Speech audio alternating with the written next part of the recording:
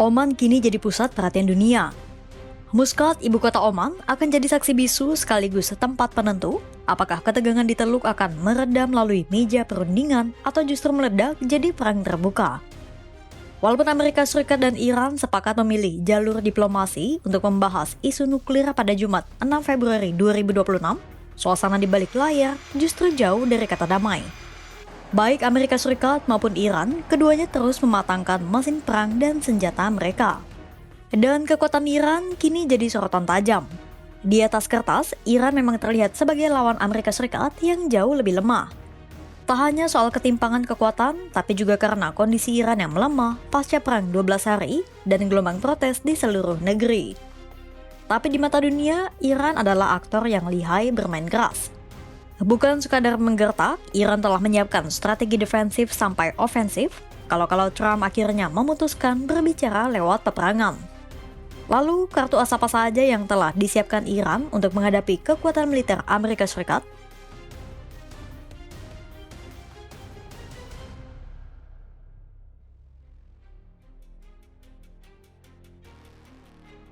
Meski pintu diplomasi akhirnya terbuka dengan dimulainya pertemuan di Oman, optimisme dunia seolah terganjal oleh realitas yang ada. Laporan dari The Wall Street Journal pada 4 Februari 2026 telah merangkum skeptisisme para analis terhadap perundingan Amerika-Iran kali ini. Tak hanya para analis, bahkan Menteri Luar Negeri Amerika Serikat Marco Rubio saja tak yakin mereka bisa mencapai kesepakatan dengan Iran.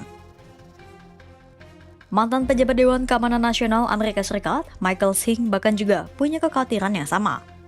Menurutnya, membuat kesepakatan dengan Iran itu begitu sulit dan ruang untuk menghindari perang kini semakin sempit. Skeptisisme Rubio dan Singh itu bukan tanpa alasan. Pasalnya, Iran datang ke meja perundingan bukan tanpa tangan kosong. Iran datang dengan keteguhan yang sulit digoyahkan. Sebelum perundingan dimulai, negeri Persia ini pun sudah menunjukkan bahwa mereka bukanlah negara yang bisa disetir. Itu terlihat saat Iran berani mengubah tempat perundingan dari yang mulanya di Turki pindah ke Oman. Lalu Iran tetap pada posisinya bahwa hanya mau bernegosiasi secara terbatas pada program nuklir saja. Urusan rudal dan proksi Iran jangan berani-berani usik. Ketiga, Iran juga menolak hadirnya negara-negara lain dalam perundingan. Menurut peneliti Pusat Studi Iran di Turki, Oral Toga, ini adalah langkah strategis Iran untuk mengincar keuntungan dalam negosiasi. Tak hanya melakukan manuver diplomatik, Iran pun turut melakukan provokasi militer dengan mengirim drone Shahid 139 ke arah kapal induk USS Abraham Lincoln yang berakhir ditembak jatuh pesawat F-35. Nasib perundingan pun makin tak menentu karena sampai saat ini, Presiden Donald Trump dan pemimpin tertinggi Iran Ayatollah Ali Khamenei masih perang urat. Lantas, kalau memang benar perundingan akan berakhir sia-sia seperti kata para analis, kira-kira apa saja yang sudah disiapkan dan akan dilakukan Iran?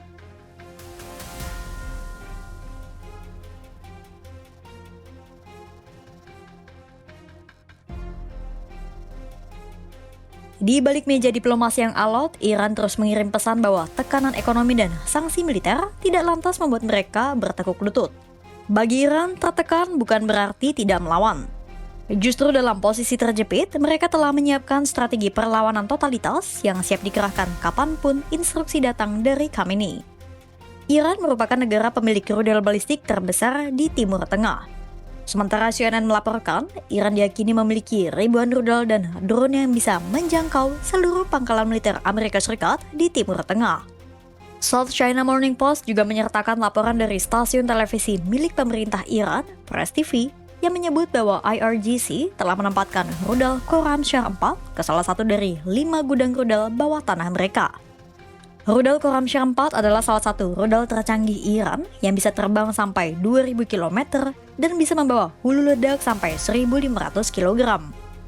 Pengerahan rudal tercanggih Iran itu dilakukan bertepatan ketika Iran mengubah doktrin militer mereka menjadi doktrin ofensif. Sementara Reuters menyebut sekitar 1.000 drone telah diterima berbagai cabang angkatan bersenjata Iran. Belum lagi, Iran juga punya proksi-proksinya yang telah bersumpah untuk membela kalau Teheran diserang. Tak hanya itu, Iran juga mengklaim mereka punya pangkalan angkatan laut yang berada jauh di bawah tanah di sepanjang pantai Iran. Pangkalan laut bawah tanah itu menyimpan puluhan kapal serang cepat yang siap dikerahkan ke perairan Teluk Persia, termasuk Selat Hormuz.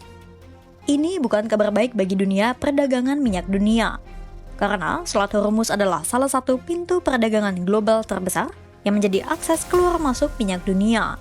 Dengan ribuan rudal dan drone yang sudah bersiaga, Iran ingin memastikan bahwa perang apapun yang dimulai oleh Amerika Serikat tidak akan berakhir dengan mudah.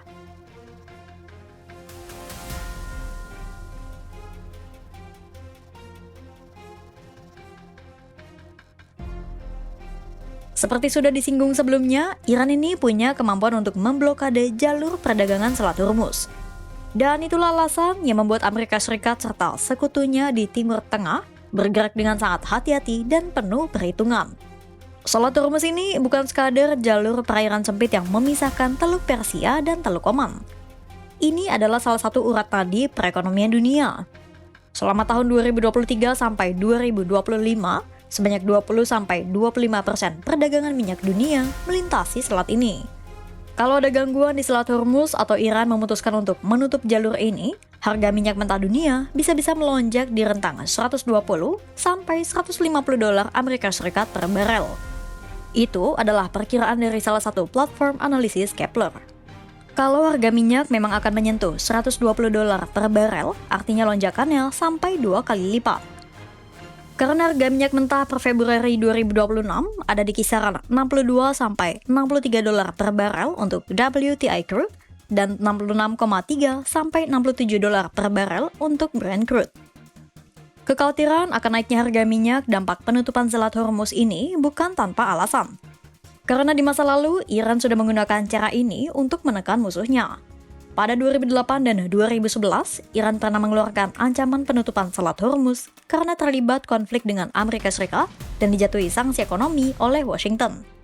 Tak hanya jejak di masa lampau, kekhawatiran soal gangguan di Selat Hormuz juga semakin teramplifikasi karena CENTCOM melaporkan IRGC akan melakukan latihan militer di Selat Hormuz pada Februari 2026.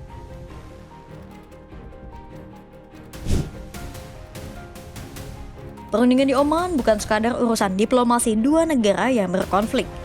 Ini adalah pertaruhan besar bagi stabilitas keamanan dan ekonomi dunia. Iran sudah menunjukkan posisinya dengan gamblang. Serangan apapun yang mengancam Iran akan dibayar dengan harga yang sangat mahal. Jika negosiasi ini berakhir buntu, tak hanya Timur Tengah yang membara, Selat Hormuz pun bisa jadi garis depan pertempuran yang berpotensi melumpuhkan mesin-mesin ekonomi global. Kira-kira bisakah semua pihak yang terlibat perundingan meredam tensi Iran dan Amerika Serikat? Pantau terus perkembangannya hanya di kanal YouTube Kompas.com.